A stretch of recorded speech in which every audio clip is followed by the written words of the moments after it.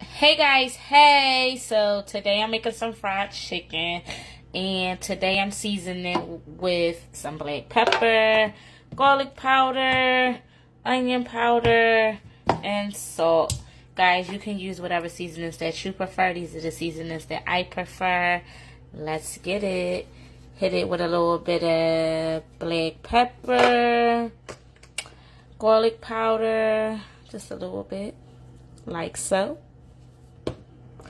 Onion powder, a little bit, like so. And a little bit of salt, like so. And just mix it together.